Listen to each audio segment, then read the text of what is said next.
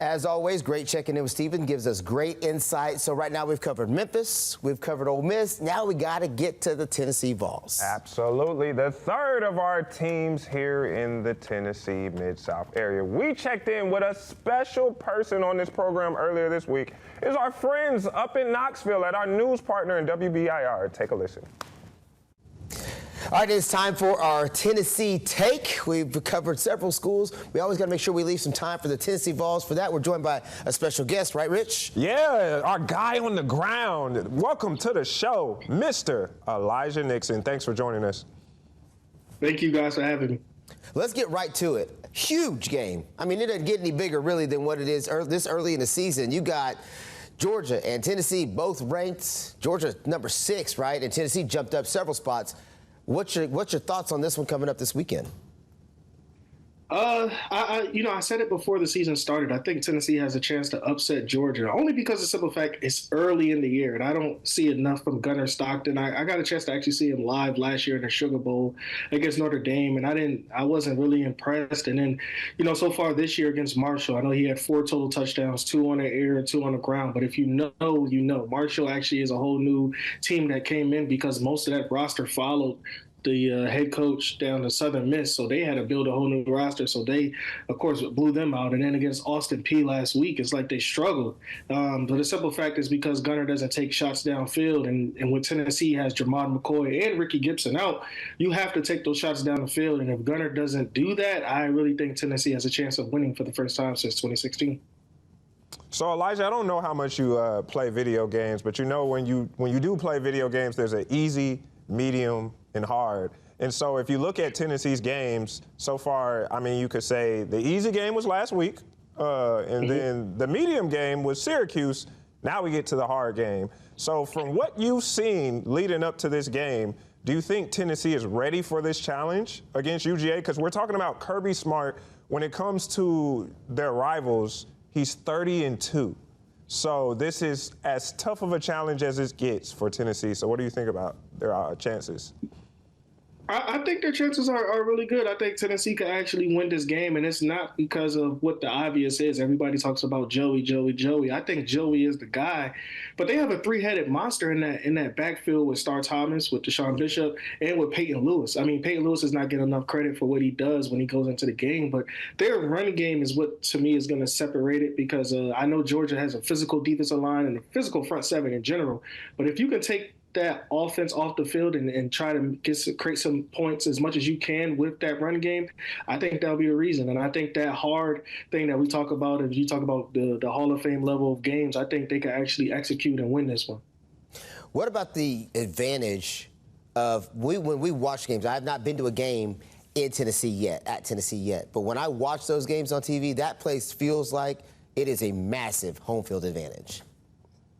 I'm happy you say that because I'm going to be honest with you, this actually be my first time in Neyland Saturday. Oh, so wow. I get the luxury of it. I haven't been to Neyland. I've been to the Atlanta game, which was my first game covering with the Vols, and the second one I was in the studio anchoring the show. So this will be my first one, and I'm ready to see how it rocks too. But from what I heard and with fans and people around the studio was telling me that it's nothing like Neyland, and the place expect that place to be rocking. I mean, even when you're shooting, you're going to be like this with your camera. So expect it to be rocking a little bit in there. See, I was going to ask you about the whole water situation because, last week it was so much rain coming down. You had fans tweeting about, hey, man, can we get a squeegee out here? Because, it was standing water. So hopefully y'all don't have that issue, this coming weekend. No, I talked to the meteorologist like 700 times. I'm like, brother, are you sure it's not raining? He was like, we're not going to see a drop. I'm like, all right, cool. So, I don't think the weather would be a key factor in this one. I think it will be fairly nice. I don't think it'll be too hot. I don't think it'll be too cold. I think it'll be right at that temperature where I really call football weather. Now, there was obviously so much talk about the quarterback drama in the offseason. It's, that it was almost overshadowing stuff. But you said it earlier. Joey's the man now. He's settled in. What are your thoughts on watching him play so far up close and personal? I think Joey deserves more credit than what people think. I think, the whole talk was, does he turn over the football? How is he going to go with Josh Heupel's system when Josh Heupel, he likes to take his shots, but he likes to make sure he throw into wide open receivers. Joey likes to take his chances, right? Joey likes to give his guys a fair chance to go up and get the football, even if they're well covered by a defender.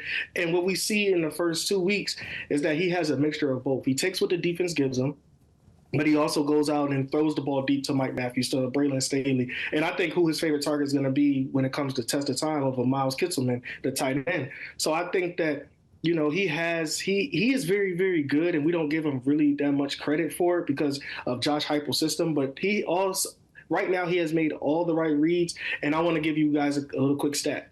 5 touchdowns in 6 quarters with no interceptions. That's how good he is. 6 quarters of play, he threw 5 touchdowns with no interceptions. That's how good Joey Aguilar is.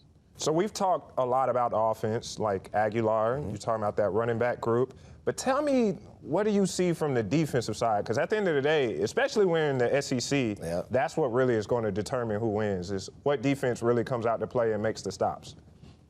And I'm happy you say that, man. So they have a lot of guys on defense that, you know, that's not playing. Of course, Ricky Gibson, who's an experienced corner, and Jamar McCoy, who's first team All-SEC preseason. He's recovering from an ACL that he tore in January.